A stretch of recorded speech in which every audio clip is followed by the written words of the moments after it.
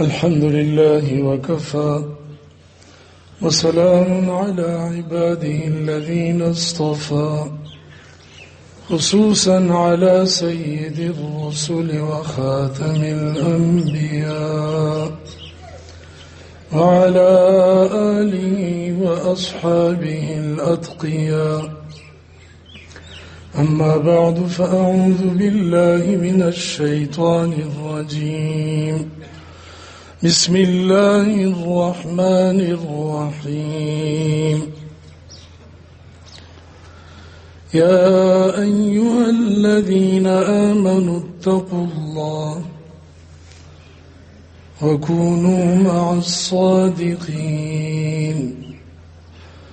وقال الله تعالى: يا أيها الذين آمنوا اذكروا الله ذكرا كثيرا وسبحوه بكرة وأصيلا. وقال النبي صلى الله عليه وسلم: مثل الذي يذكر ربه والذي لا يذكر ربه كمثل الحي والميت.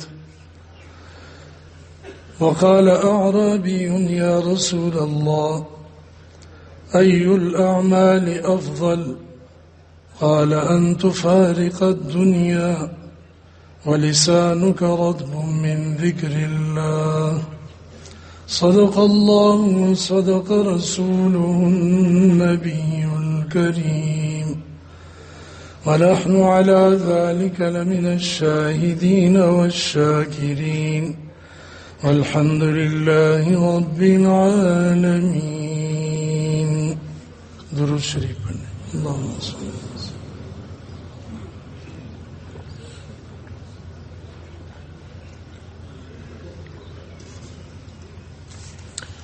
اللہ تبارک و تعالی جل وعلا نے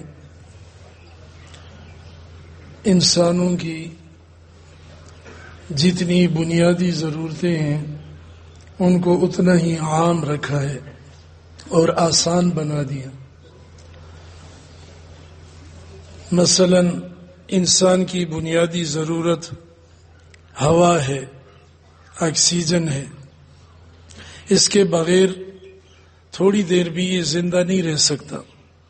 اللہ تعالیٰ نے اس کو عام فرما دیا. جہاں بھی آدمی جاتا ہے ہوا موجود ہے، یہاں تک کہ کھلی فضا نہ ہو، بند گھر ہو یا اس کے اندر کوئی کمرہ ہو، کمرے میں اوپر لحاف اوڑھ لے، وہاں بھی اللہ کی قدرت سے اس کو ہوا آکسیجن ملتی رہتی ہے. اسی طریقے سے دوسری چیز بنیادی ضرورت کی وہ پانی ہے. اللہ تعالیٰ نے اس کو بھی عام فرما دیا. جگہ جگہ اللہ نے کہیں چشمے، کہیں نالے، کہیں نہریں، کہیں دریا بہا دیے. اور کچھ نہ ہو تو زمین میں اللہ نے جو پانی کا ذخیرہ رکھا ہے، وَأَنزَلْنَا مِنَ السَّمَاءِ مَاءً بِقَدَرٍ فَأَسْكَنَّاهُ فِي الْأَرْضِ. ہم نے ایک اندازے کے ساتھ آسمان سے پانی اتارا اور اس کو زمین میں ٹھہرا دیا. جہاں سے آدمی چاہے کنواں کھود لے، بور کر لے، پانی نکل آتا ہے، ذخیرہ موجود ہے. تو اللہ نے اس کو بھی عام کر دیا. یہ جسم کے لیے ضروری ہے. اس کے بعد پھر خوراک اور غذا کی باری آتی ہے، لباس بھی ہے، مکان بھی ہے، لیکن ان سے بڑھ کر یہ دو ضرورتیں ہیں. اور اللہ تعالیٰ رزق بھی سب کو دیتا ہے. بنیادی ضرورت جس سے پوری ہو، بدن اور روح کا رشتہ برقرار رہے، انسان زندہ رہ سکے، اور جس کو قوت کہتے ہیں سد رمق کے لیے، اتنا رزق غریب سے غریب ترین آدمی کو بھی مل جاتا ہے. حقیقت تو یہ ہے کہ آج غربت کے سب سے نچلے درجے میں جو لوگ زندگی گزار رہے ہیں، حضور سرور کونین صلی اللہ علیہ وسلم کی حیات طیبہ کو دیکھیں تو اس سے بھی نیچے درجے میں تھی، اور آپ کا یہ زہد اور فقر اضطراری نہیں تھا، مجبوری کی وجہ سے نہیں تھا، بلکہ اختیاری تھا۔ انبیاء علیہ السلام کو اختیار دیا جاتا ہے۔ اسی طرح آج جو غریب آدمی کھانا کھاتا ہے، وہ چائے پیتا ہے، کبھی قہوہ پی لیتا ہے، کبھی شربت پیتا ہے گرمی میں، اور اسی طرح کبھی کوئی پھل وغیرہ تھوڑا بہت لے آتا ہے جب سستا ہو۔ کم از کم اگر پھل نہ بھی کھائے تو 2 وقت کھانا تو ہر آدمی کھا لیتا ہے، جبکہ حضور علیہ السلام کے حجروں میں، آپ کے گھروں میں یہ بھی نہیں تھا۔ کبھی پیٹ بھر کر آپ نے پے در پے 3 دن روٹی نہیں کھائی، سیدہ عائشہ رضی اللہ عنہ کی روایت ہے۔ تو اللہ تعالیٰ ہر ایک کو رزق بھی دیتا ہے، بنیادی ضرورت پوری ہو رہی ہے، لیکن خواہشات کی بات اور ہے۔ اور آپ علیہ السلام نے فرمایا کہ آدم کے بیٹے کے لیے اتنی روزی کافی ہے جس سے وہ زندہ رہے، اور ستر چھپانے ڈھانپنے کے لیے کپڑا مل جائے کافی ہے، سر چھپانے کو کوئی جھونپڑا مل جائے تو یہ کافی ہے۔ اس سے زیادہ کی ہرس اور ہوس یہ بے سود ہے، آدمی کو غافل بنا دیتی ہے اور اس کی کوئی انتہا نہیں۔ تو جو قناعت کر لے دنیا میں اور دین میں حریص بن جائے، یہ آدمی بہت ہی سعادت مند ہے۔ اس لیے حدیث شریف میں آتا ہے کہ ایک اعرابی، ایک دیہاتی آیا اور اس نے پہلا سوال یہ کیا، یا رسول اللہ ای الناس خیر، لوگوں میں سب سے اچھا بھلا آدمی کون ہے؟ آپ علیہ السلام نے فرمایا من طال عمرہ وحسن عملہ، جس کی زندگی لمبی ہو، اعمال اچھے ہوں۔ تو بھائی دوستو، اعمال اچھے تب ہوں گے جبکہ اس کے اندر دنیا کی ہرس نہ ہو، قناعت کرے، دنیا بقدر حاجت کما لے، باقی وقت دین کو دے۔ حضرت علی رضی اللہ عنہ کے گھر میں فاقے ہیں، دونوں جہاں کی شہزادی، دونوں جہاں کے شہزادے، سیدہ فاطمہ، حضرات حسنین کریمین رضی اللہ عنہ، حضرت علی کرم اللہ وجہ، سب بھوکے ہیں۔ اور حضور علیہ السلام نے تانا نہیں دیا کہ فاطمہ جو میرے جگر کا بدن کا ٹکڑا ہے، اتنی شان والی بیٹی کائنات میں نہیں ہے، اس کو تم نے بھوکا رکھا ہے۔ حسنین کریمین کو بھوکا رکھا ہے۔ ان کو پتہ تھا کہ حضرت علی رضی اللہ عنہ دنیا دار نہیں ہے، دنیا میں مشغول نہیں ہے، دین کا کام کر رہے ہیں۔ ایک مرتبہ خزانہ بھرا ہوا تھا، آئے تو اپنی داڑھی جوش میں پکڑی اور فرمایا یا دنیا غری غیری، میرے علاوہ کسی اور کو دھوکہ دے دے، اور غلاموں کو بلایا، خدام کو، کہ آؤ یہ اتنی چیزیں کیوں جمع ہو گئیں، بھر بھر کے دینے لگے، شام تک خزانہ خالی کر دیا کہ یہ جوڑنے کی چیز نہیں ہے۔ جمع مالا وعددا مذمت کی ہے سورۃ الہمزہ، جوڑ کر رکھنے والے کی۔ تو حضرت علی رضی اللہ عنہ کے گھر میں فاقہ، ایک یہودی کے باغ میں گئے اور اس سے طے ہو گیا کتنی مزدوری دو گے، 1 ڈول پر 1 کھجور۔ بس وہ 4-5 ڈول کھینچے، 1 مٹھی بھر کھجوریں لی اور چل پڑے۔ یہودی نے کہا کہاں جا رہے ہیں؟ کہ ہماری آج کی ضرورت پوری ہو گئی، کہ 1 ڈول پر 1 مٹھی دوں گا، 1 لپ دوں گا کہ نہیں، اور ضرورت نہیں ہے، کل دیکھیں گے پھر۔ اور گئے، وہ کھجوریں تقسیم کی، کھا لی، اوپر پانی پی لیا، قصہ ختم۔ تو بھائی دوستو عزیزو، فرمایا یہ آدمی اچھا آدمی ہے جس کے اعمال نیکیاں زیادہ ہوں، عمر لمبی ہو۔ پھر اس نے پوچھا، فقال یا رسول اللہ ای الاعمال افضل، اعمال میں کون سا عمل سب سے افضل اور اچھا ہے؟ تو آپ علیہ السلام نے فرمایا کہ تجھے اس حالت میں موت آئے کہ تیری زبان اللہ کے ذکر سے تر ہو، اللہ کا ذکر کرتا ہوا جائے۔ یہ وہ بنیادی ضرورت ہے جو ہوا سے، پانی سے، کھانے سے، تمام دنیا کی ضروریات اور خواہشات سے بڑھ کر ہے۔ جیسے اللہ نے پانی اور ہوا کو عام کیا ہے، آسان کیا ہے، اسی طریقے سے اللہ نے اپنے ذکر کو بھی جو سب سے بڑی ضرورت ہے، کسی کو ہوا نہ ملے، آکسیجن بند ہو جائے، کہیں جہاز میں سفر کر رہے ہیں، آکسیجن ختم ہو گیا، مر جائیں گے، وہاں مصنوعی آکسیجن ہوتی ہے، یا کسی سانس کی تکلیف میں، کوئی دمے کی تکلیف میں مبتلا ہے، اس کا سانس آنا جانا لینا بند ہو گیا، مشین بھی نہیں ملی، آکسیجن نہیں ملی، مر جائے گا۔ تو ایسے ہو سکتا ہے کہ پانی نہ ملنے یا ہوا نہ ملنے کی وجہ سے کسی کی موت واقع ہو جائے، آخر مرنا ہی ہے۔ کبھی کوئی ظاہری سبب ہوتا ہے، کبھی نہیں ہوتا۔ سبب نہ ہو تو کہتے ہیں جی ہارٹ فیل ہو گیا، دل فیل ہو گیا، دل نے کام کرنا چھوڑ دیا۔ ہارٹ فیل نہیں ہوا، زندگی فیل ہو گئی، وقت پورا ہو گیا۔ ظاہری سبب کچھ ہو یا نہ ہو، وقت پہ ہر ایک نے جانا ہے۔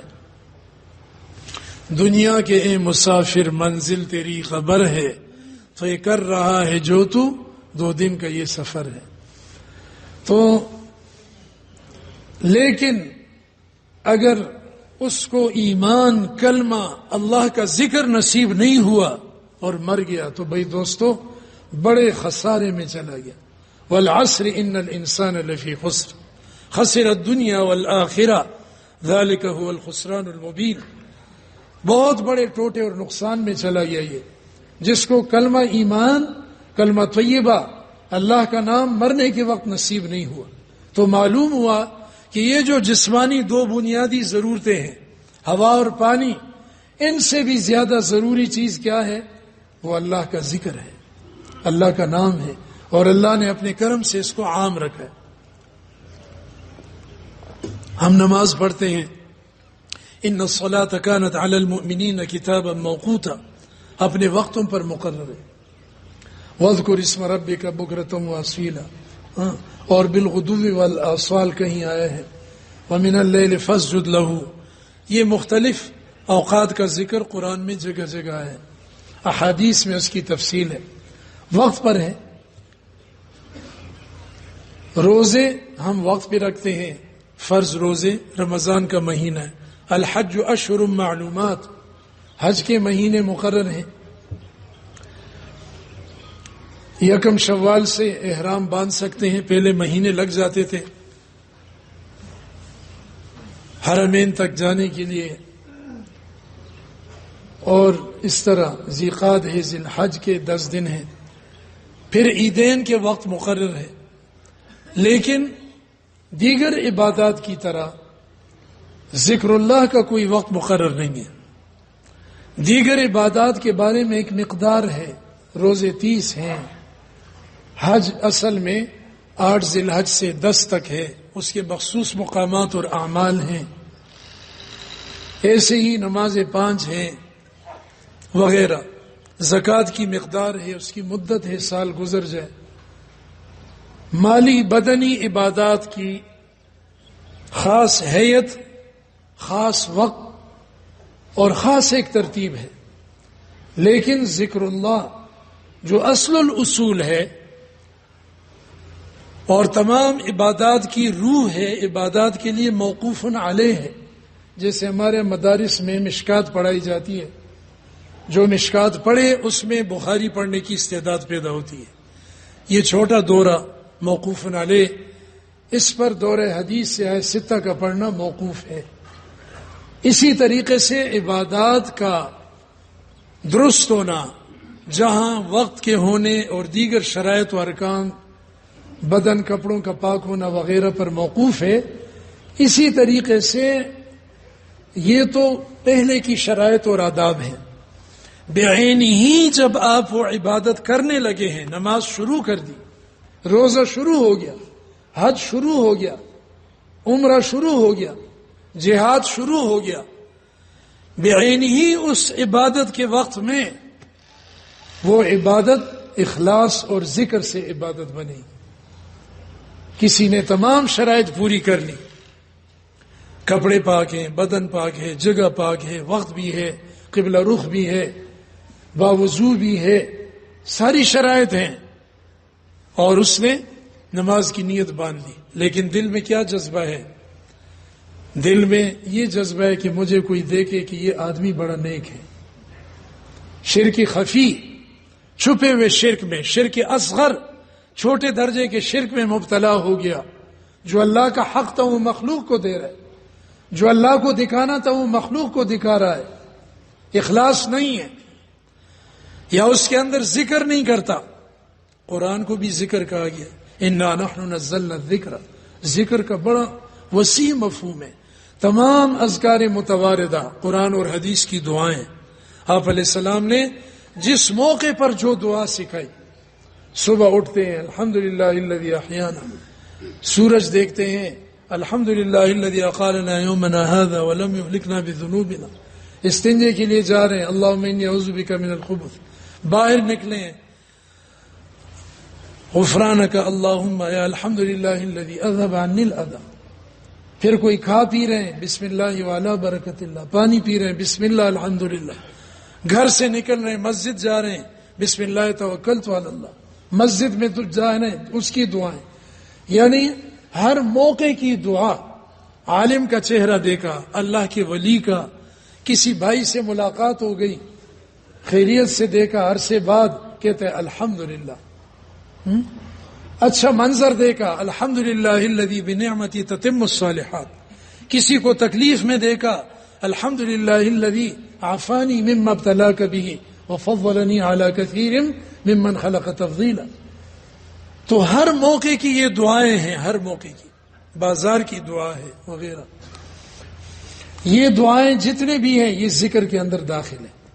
یذکر اللہ فی کل احیانہ، ہر آن ہر گھڑی آپ ذکر کرتے تھے، اس پر عمل کی ایک صورت علماء نے یہ بھی لکھی کہ آپ کھانا کھا رہے ہیں، آپ استنجے کے لیے گئے، آپ نے کپڑے بدلے، سنت کے مطابق بدلے اور کپڑے پہن کے الحمدللہ الذی کسانی ما واری بی عورتی واتجمل بی فی حیاتی پڑھ لیا، آئینہ دیکھا اس کی دعا پڑھ لی، تو آپ کو ذکر کا ثواب مل رہا ہے۔ اس عمل میں مصروف ہو گئے، زبان جاری نہیں تھی لیکن ذکر کا ثواب آپ کو مل گیا۔ کپڑے بدلنے، غسل کرنے، استنجا کرنے میں سطر کھل جاتا ہے، ذکر زبان سے نہیں کر سکتے لیکن سنت کے مطابق یہ اعمال ہو رہے ہیں، اور دعا اس سے پہلے یا بعد کی پڑھ لی، اس کی برکت سے یہ آپ کی عبادت ہو گئی، بشری تقاضے ضرورتیں بھی عبادت بن گئی، دنیا بھی دین بن گیا۔ یہ کمال ہے حضور علیہ السلام کی سنت کا اور آداب کے سیکھنے کا، جس کی ہمیں یہاں تربیت لینے کے لیے آتے ہیں۔ ہر آدمی روزانہ کھاتا ہے، سوتا ہے، بازار جاتا ہے، کپڑے بدلتا ہے، گھر میں جاتا ہے، گھر سے نکلتا ہے، سارے کام کر رہے ہیں، لیکن جو سنت سیکھ کر، آداب سیکھ کر یہ کام کر رہا ہے، اس کی زندگی قیمتی بن رہی ہے، ہاں، اس کے اعمال عمدہ اور خوبصورت ہو رہے ہیں، اور اس کی دنیا بھی دین کے ساتھ جڑ کے چل رہی ہے، اس کا وقت ضائع نہیں ہو رہا ہے، دنیا میں لگ کر بھی اللہ سے غافل نہیں ہے، لیکن اس کو یہاں سے سیکھنا پڑتا ہے کہ دل کی سوئی ایک جگہ ٹھہر جائے، اللہ کی طرف متوجہ ہو جائے، پھر انسان کو مزہ نہیں آتا اللہ کے ذکر کے بغیر، پھر انسان کا کوئی چھوٹا سا عمل رہ جائے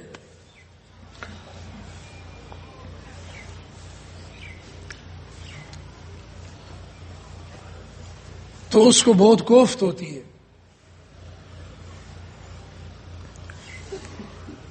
بر دل سالک ہزارہ غم بود، غرض باغ دل خلال کم بود۔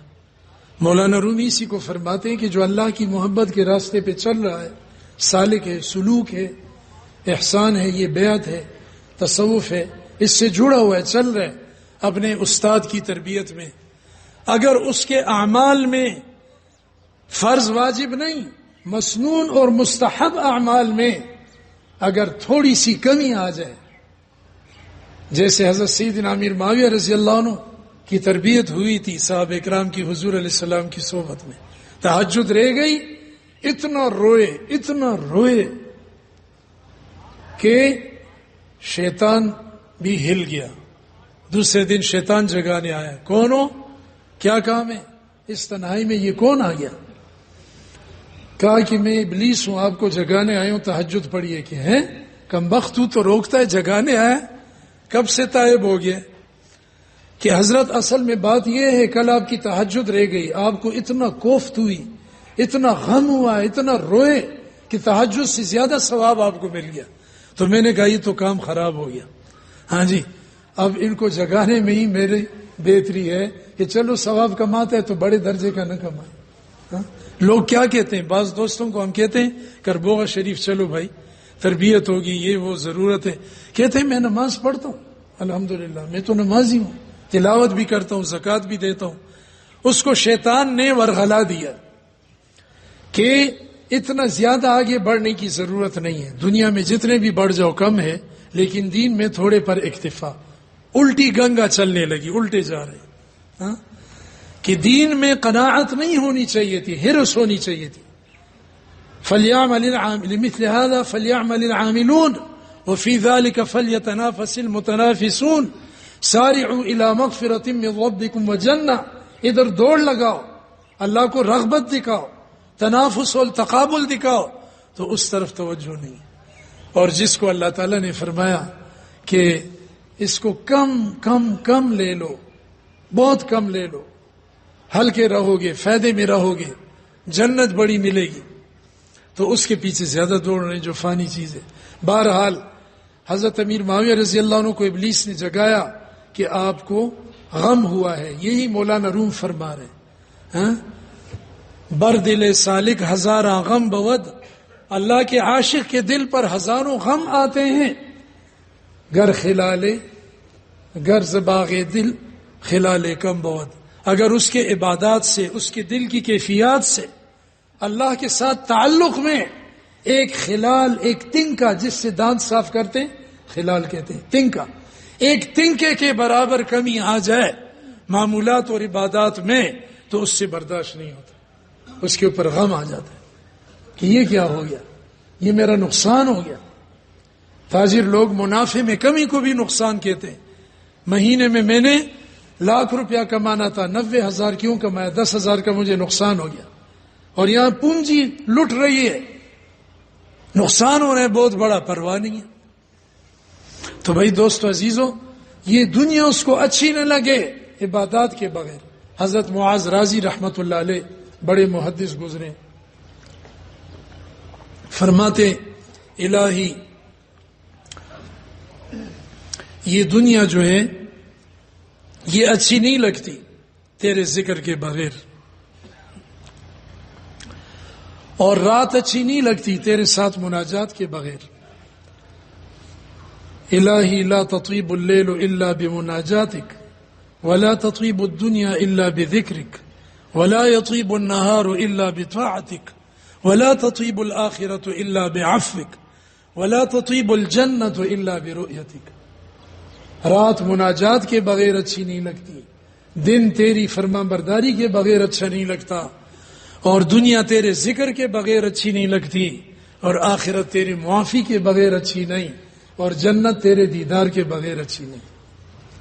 یہ اللہ والے ہیں جنہوں نے اپنے دلوں میں اللہ کی محبت اور ایمان کو راسخ کر لیا، تو ان کو کوئی چیز اچھی نہیں لگتی۔ کسی کو دنیا اچھی نہیں لگتی ہے اچھے کھانوں کے بغیر، کسی کو اچھی سواری کے بغیر، کسی کو اچھی بیوی کے بغیر۔ جہاں دل الجھ گیا، شیطان الجھاتا ہے، دیکھتا ہے کہ اس کی طبیعت کدھر مائل ہے، ادھر اس کو پھنسانے کی کوشش کرتا ہے، اور پھر ادنا کی طرف لاتا ہے، اعلیٰ سے محروم کرتا ہے کہ یہ ادنا میں لگا رہے۔ اپنے مسجد میں درس دے رہے، اس کے اوپر اس اکتفا کیے ہوئے، مدرسے میں درس دے رہے، بہت بڑا کام ہے، ہم اس کی نفی یا معاذ اللہ کوئی تنقیص نہیں کر رہے، لیکن بھائی اور بھی تو جہاں ہے، آگے بھی بڑھنا ہے۔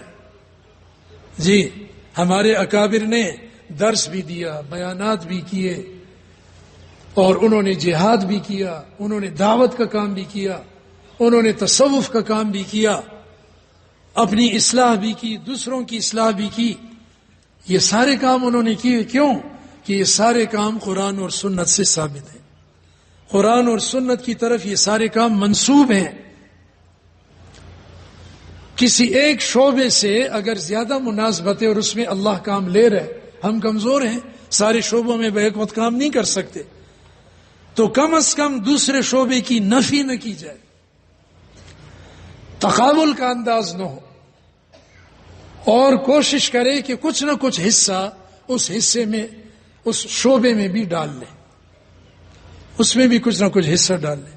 میرے پہلے والے شیخ شہید اسلام حضرت مولانا محمد یوسف لدھیانوی شہید رحمہ اللہ، ماشاءاللہ خطیب بھی تھے، مدرس بھی تھے، ختم نبوت کے عالمی نائب امیر بھی تھے، اور بزرگ اور مربی اور شیخ بھی تھے۔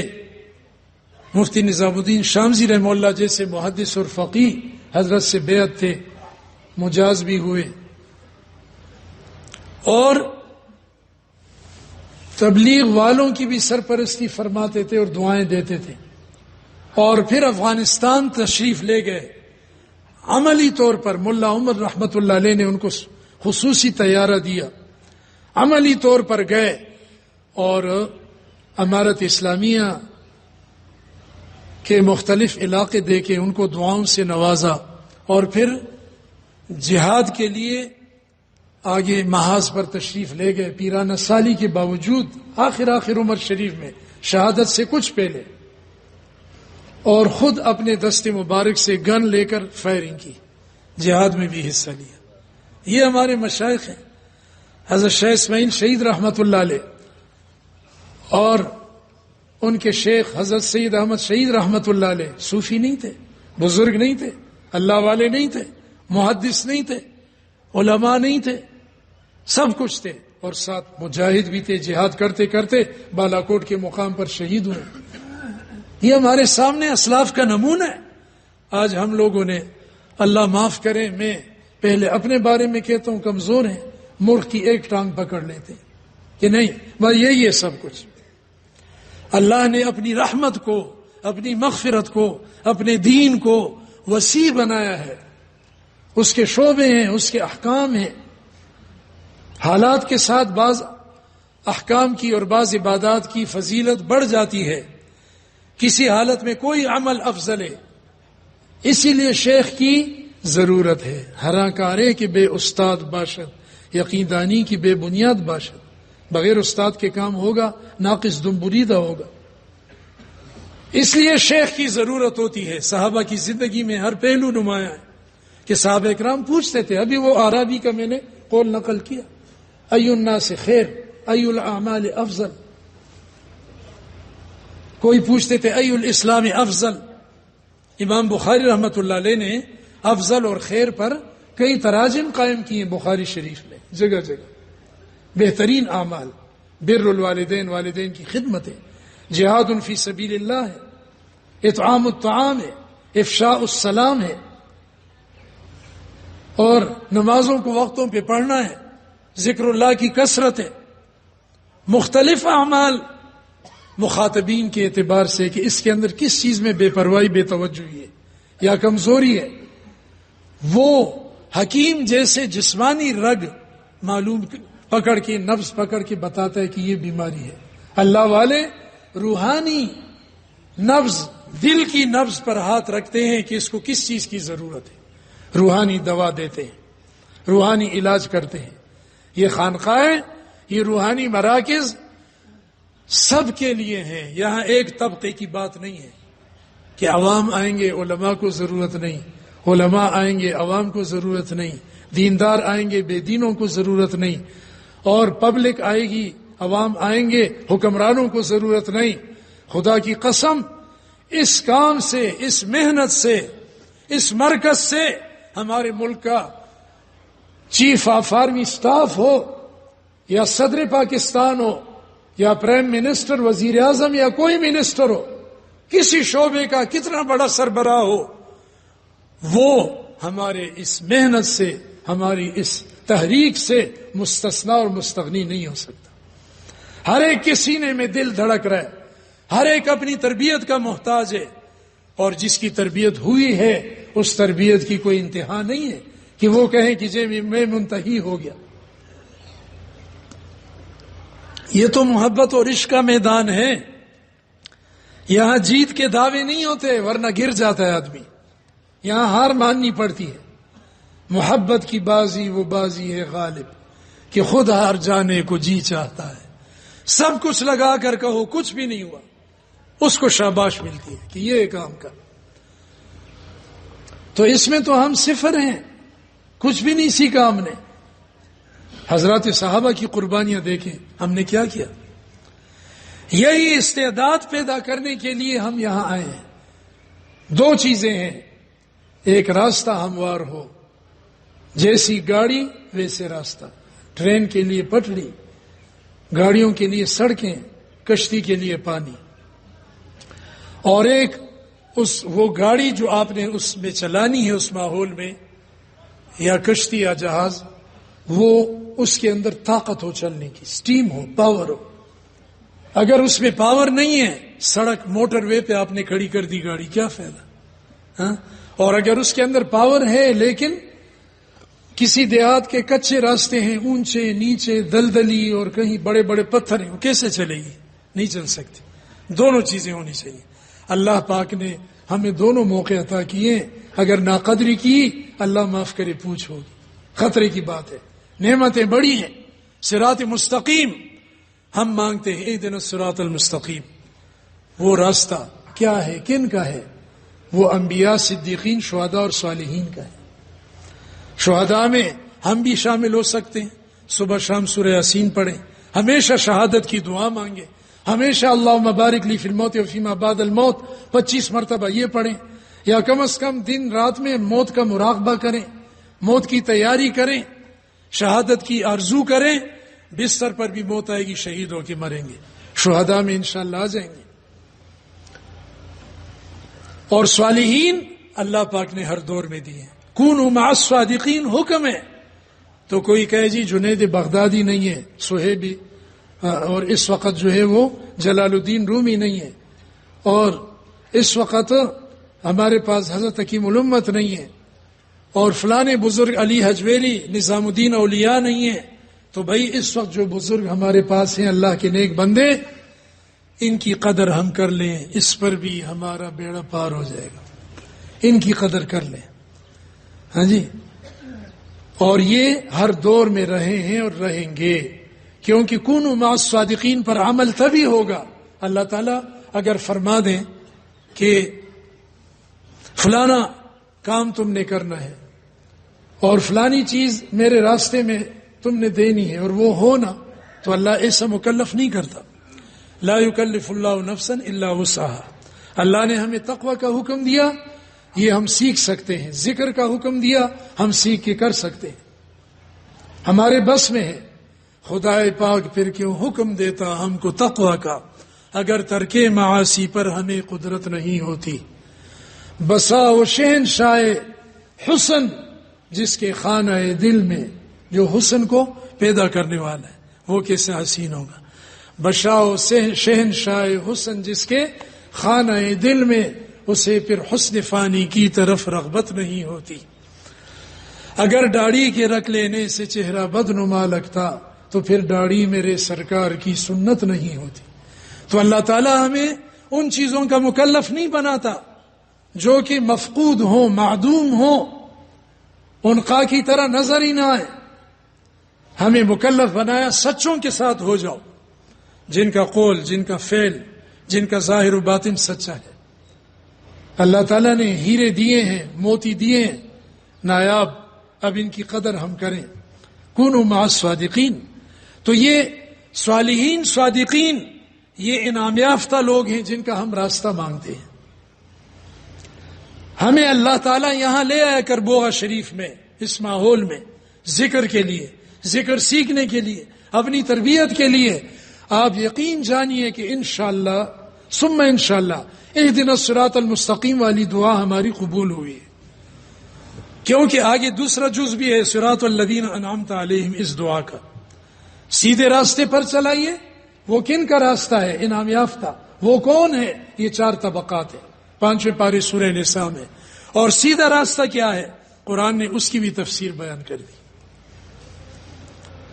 کہ وَإِنَّ اللَّهَ رَبِّي وَرَبُّكُمْ فَاعْبُدُوهُ هَذَا صِرَاطٌ مُسْتَقِيمٌ. اللہ میرا اور تمہارا رب ہے، اس کی بندگی کرو، سیدھا راستہ یہی ہے. اور حضور علیہ السلام نے فرمایا وَأَنَّ هَذَا صِرَاطِي مُسْتَقِيمًا فَاتَّبِعُوهُ. میرا یہ راستہ سیدھا ہے. اب اس سیدھا راستہ اللہ نے دکھا دیا، سجھا دیا. اس پر چلیں گے کیسے؟ اس کے لیے سٹیم اور پاور چاہیے، ایمانی قوت چاہیے. پیٹرول اور بجلی کی طاقت نہیں، ہاں روحانی قوت چاہیے. چاہے بوڑھا ہے 60-70 سال کا، بیمار، ہڈیوں کا ڈھانچہ. ہمارے کتنے بزرگ یہاں تشریف لائے. ہاں ابھی صبح تہجد کے وقت ہمارے ایک ساتھی بزرگ کبھی بیٹھ جاتے کبھی لیٹ جاتے بیچارے.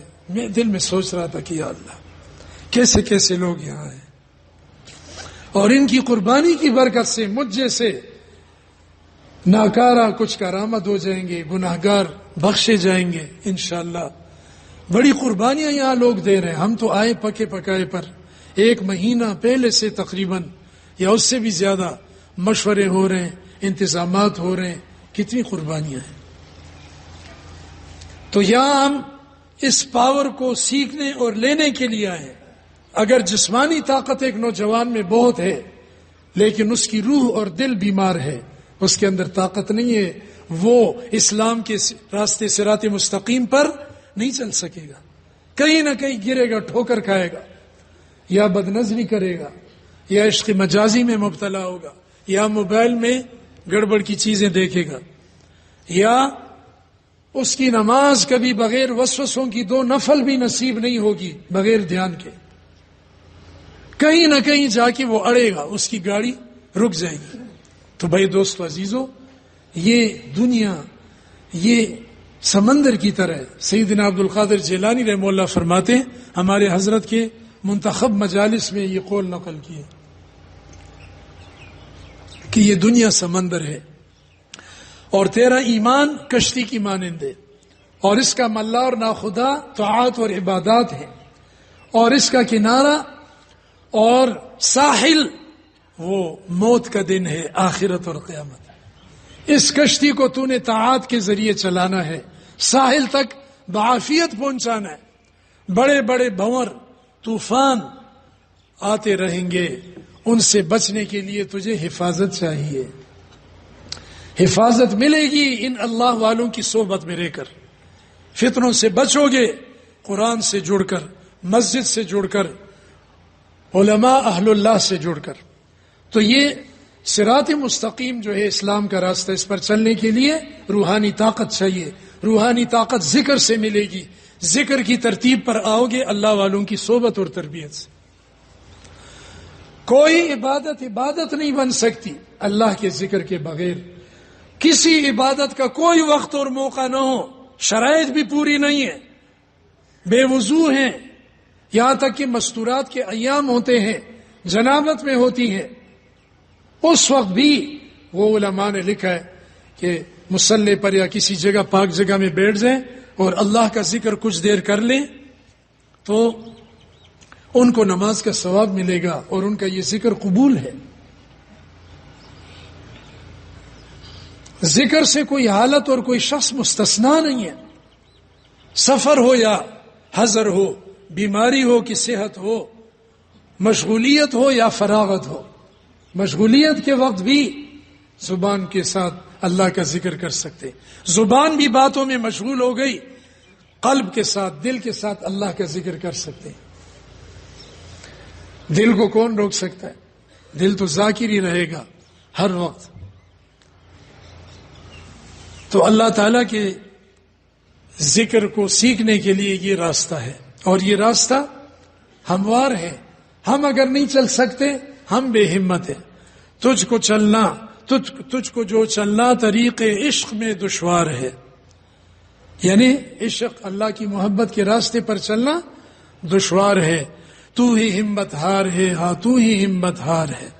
ہر قدم پر تو جو رہرو کھا رہا ہے ٹوکریں، لنگ خود تجھ میں ہے ورنہ راستہ ہموار ہے. لنگڑا پن اور کمزوری تیرے چلنے میں ہے، تیری ہمت بلند نہیں ہے، نگاہ بلند نہیں ہے، ورنہ راستہ ہموار ہے. اللہ تعالیٰ نے صراط مستقیم دکھا دیا. اور اصلاح میں اپنی کرن سستی، ہمت پہ ہے منحصر درستی. جتنی ہمت کرو گے اتنی درستگی ہوگی اور اتنا آدمی میدان کھلا ہے. جتنا جو آگے تک چلا جائے اور ہمت کر کے بڑھ جائے.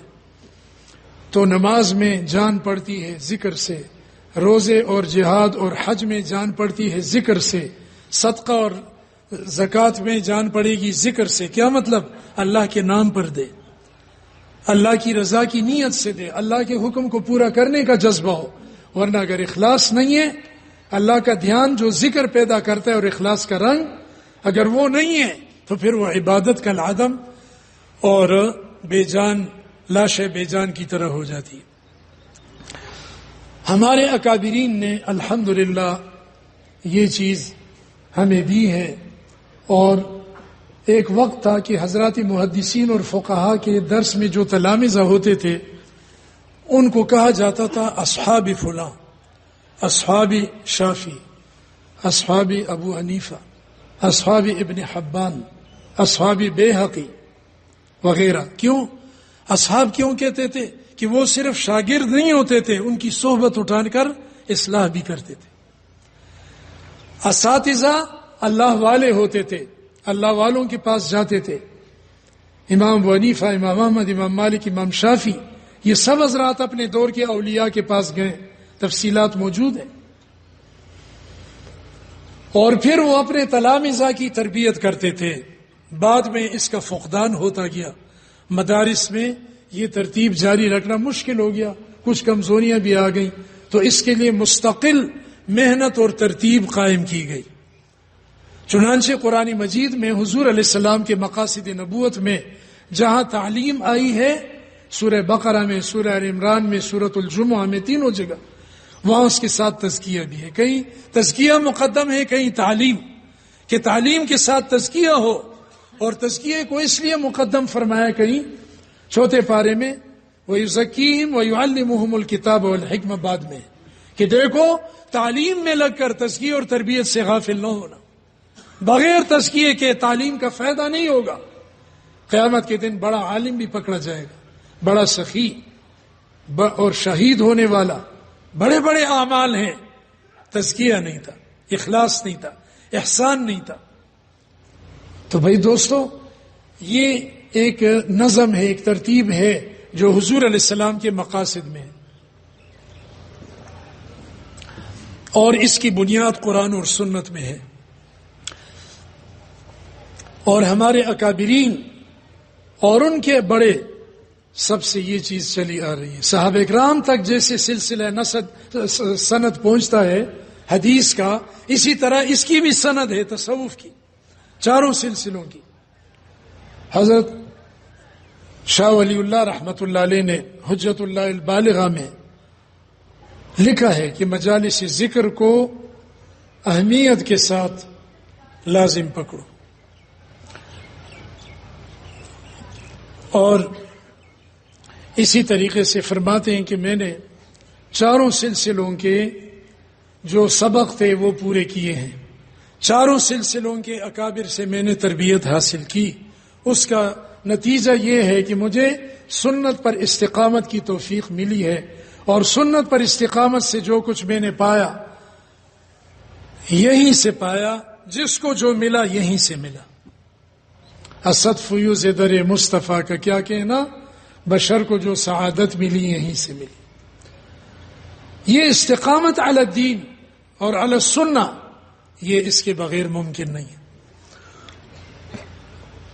حضرت مولانا محمد قاسم نانوتوی رحمۃ اللہ علیہ کے شاگرد ہیں شیخ الہند محمود حسن گنگوئی رحمہ اللہ، اور حضرت سے انہوں نے تربیت بھی لی، ذکر بھی لیا. حضرت مولانا محمد الیاس صاحب رحمۃ اللہ علیہ، حضرت شیخ الحدیث رحمہ اللہ فرماتے ہیں کہ جب بیان کر کے آتے تھے مجمع میں تو بنگلے والی مسجد میں حضرت تنہائی میں بیٹھ جاتے اور ذکر بالجہر دیر تک کرتے. فرماتے تھے کہ کبھی دل میں کوئی غبار آ جاتا ہے، اس سے وہ دور ہوگی. اور فرماتے ہیں کہ جب آخر عمر میں بیمار تھے پھر بھی سلسلہ چشتیہ کی 12 تسبیحات بالجہر حضرت نے نہیں چھوڑی. جب بولنا مشکل ہو گیا پھر ذکر خفی حضرت نے شروع کیا، اس سے پہلے اخیر تک ذکر بالجہر نہیں چھوڑا. حضرت مفتی رشید احمد گنگوئی رحمہ اللہ سے کسی نے کہا کہ حضرت اب آپ بوڑھے ہو گئے، ذکر بالجہر چھوڑ دیں، بہت کر لیا. فرمایا کہ بھائی جس ذکر سے ہم نے بہت کچھ پایا اس کو ہم موت تک نہیں چھوڑیں گے، اس کو ہم کیسے چھوڑیں. حضرت مولانا حسین علی وہاں بچنا والے رحمت اللہ علیہ، حضرت شیخ القرآن غلام اللہ خان صاحب رحمہ اللہ کے استاد تھے، مولانا سرفراز خان صفدر رحمہ اللہ کے استاد تھے. وہ صاحب نسبت تھے، اللہ والے تھے، اپنے استاد سے روحانی تربیت بھی حاصل کی تھی. اور حضرت عشاء کے بعد مراقبے کے لیے بیٹھ جاتے. کئی لوگ ان کا نام لیتے ہیں تفسیر میں فخر کے طور پر، لیکن ان کی روحانیت اور ان کے تصوف کی لائن کو بالکل تذکرہ ہی نہیں کرتے. حضرت عشاء کے بعد بیٹھتے تھے مراقبے میں، اور اس مراقبے کی دعا نہیں ہوتی تھی، اس لیے کہ مراقبے کا کوئی حد نہیں تھی، کوئی وقت مقرر نہیں تھا. اور تہجد کے وقت تک بیٹھے رہتے تھے. سارے جو مریدین ہوتے حاضرین، کوئی گھنٹہ بیٹھا، کوئی 2 گھنٹے، کوئی 3 گھنٹے، آخر تک کے اٹھ گئے. حضرت بیٹھے رہتے تھے، پھر تہجد کے لیے اٹھتے تھے آخر شب میں، آخر پہر میں. ساری رات کا مراقبہ ہوتا تھا. اور اپنے شیخ سے، اپنے استاد سے جو شیخ بھی تھے، اپنی تربیت کرائیے. ایسے اللہ نے ان سے اتنا بڑا کام نہیں لیا. حضرت مولانا الیاس صاحب رحمت اللہ علیہ نظام الدین کے مرکز میں فرماتے تھے کہ بھائی جنہوں نے ذکر کیے مسنون تسبیحات وہ الگ ہو جائیں، جو کسی شیخ سے ذکر لے رہے ہیں، سیکھ رہے ہیں، وہ الگ ہو جائیں. پھر ان سے پوچھتے تم نے ذکر پورا کیے؟ باقاعدہ کارگزاری میں پوچھتے تھے. اگر وہ کہتے کہ نہیں تو تنبیہ ہوتی کہ تم ذکر کا اہتمام کیوں نہیں کرتے. ہم جو جماعتیں بھیجتے ہیں صرف دوسروں کو تبلیغ کے لیے نہیں، ورنہ مقصد پورا نہیں ہوا. اس میں اپنی اصلاح کا فکر بنیادی طور پر ذہن میں ہونا چاہیے، اور دین کو سیکھنے کا فکر بنیادی طور پر ہونا چاہیے، اور اللہ کے ذکر کی کثرت بنیادی طور پر ہونی چاہیے. گشت اور دعوت کا یہ ادب تو اللہ نے انبیاء کو سکھایا. ولا تنیا فی ذکری، موسیٰ اور ہارون علیہ السلام کو فرعون کی طرف بھیجتے ہوئے فرمایا کہ ذکر میں سستی نہ کرنا. مجاہدین کو فرمایا وَاذْكُرُوا اللَّهَ كَثِيرًا، اللہ کا ذکر کثرت سے کرنا. عام مسلمانوں کو فرمایا اذکروا اللہ ذکرا کثیرا. سورۃ الجمعہ کے آخر میں فرمایا کہ نماز کے بعد بھی فارغ ہو جاؤ تو ذکر میں لگے رہنا، دنیا کے ماحول میں بھی جا کر وَاذْكُرُوا اللَّهَ كَثِيرًا لَعَلَّكُمْ تُفْلِحُونَ. اور جو ذکر کرتا ہے وہ شیطان سے بچا ہوا ہے. حضرت عبداللہ ابن مسعود رضی اللہ عنہ نے فرمایا کہ اللہ کا ذکر کرنے والوں کی مجالس مساجد میں ہو کہیں ہو، ان کے اندر جڑ جاؤ، یہ تمہیں شیطان سے بچائیں گے. اور فرمایا کہ اللہ کا ذکر کرنے والے کہیں بیٹھے ہوتے ہیں، شیطان آ کر ان پر زور لگاتا ہے. ذکر سے تو شیطان بھاگتا ہے، خناس سے، وہ اس کے پھندے میں نہیں آتے، بہت زور لگاتا ہے کہ یہ ذکر سے غافل ہو، گناہ کی طرف چلے جائیں، کم از کم ذکر چھوڑ دیں. لیکن وہ کہاں جاتے ہیں، وہ تو محفوظ قلعے میں آ گئے. ہاں، تو پھر یہ کیا کرتا ہے، ان کے قریب ہٹ کر کوئی ایسا تماشا لگا دیتا ہے، کوئی ذکر، کوئی مجلس لغو وغیرہ کی لگا دیتا ہے، اور پھر اس کی طرف دعوت دینا شروع کر دیتا ہے. تو پھر کوئی ذکر والے کے کان میں وہ آواز آتی ہے یا اس طرف دیکھ لیتا ہے تو وہ کہتا ہے کہ میں ذرا دیکھوں یہ لوگ کیوں جمع ہیں، یا ان کو لڑا دیتا ہے. شیطان ان کو لڑا دیتا ہے، کچھ 4-5 آدمیوں کو ذکر کی مجلس کے قریب جمع کر کے ان کو لڑا دیتا ہے. ان کی آوازیں بلند ہوتی ہیں، ذکر والے کہتے ہیں جی لڑائی ہو گئی، چلو ان کو چھڑاؤ. تو اس طرح ان کے ذریعے ان کو ذکر سے محروم کر دیتا ہے. لیکن جب تک یہ مجلس ذکر میں ہیں، شیطان کا دور بس ان پہ نہیں چلتا. تو ذکر کے اندر اتنی قوت ہے بھائی دوستو. حضرت جی مولانا الیاس صاحب رحمہ اللہ فرماتے تھے سیکھو علماء سے، لیکن علماء سے سیکھتے نہیں ہیں، بہت کم کوئی ہو. دکاندار ہیں، دعوت کے کام میں جڑا ہوا ہے، دکان کے مسائل نہیں سیکھتا. میں اپنے محلے کی بات کرتا ہوں اور جو میں نے دوسری جگہوں میں دیکھا. حضرت فرماتے تھے اپنی اصلاح کی فکر نہ ہو، سیکھنا نہ ہو علماء سے، اہل اللہ سے، اور ذکر کی کثرت نہ ہو تو تمہارے اس نکلنے کا اور ان جماعتوں کا کوئی فائدہ نہیں. اس کے وہ اثرات جو پڑھنے چاہیے تم پر، دوسروں پر، وہ نہیں پڑیں گے، باتوں نہیں بنو گے، داعی نہیں ہوگے. اور پھر ایک دفعہ حضرت نے فرمایا، یہ ملفوظات 20 بڑے مسلمان اور دیگر کتابوں میں ہے، حضرت شیخ حدیث رحمہ اللہ نے بھی نقل کی ہے، انشاءاللہ میں دکھاؤں گا حوالے کے ساتھ. حضرت نے فرمایا مرکز میں، بھرے مرکز میں بھائی جو 3 چلے لگا چکے ہیں وہ رائے پور جا کر وہاں ایک اور چلہ بھی لگائیں گے تاکہ وہ اللہ اللہ سیکھ لیں. اس روحانی اور تصوف کے چلے کی ترغیب حضرت نے دی تھی. ہمیں بھی چاہیے کہ ہم اس کی ترغیب چلائیں اور اپنے جماعت کے ساتھیوں میں یہ بات چلائیں. یہ تبلیغ کے بڑے تھے، جہاد کے بڑے سید احمد شہید، شاہ اسماعیل شہید رحمت اللہ علیہ، اور حضرت نانوتوی بھی مجاہد تھے.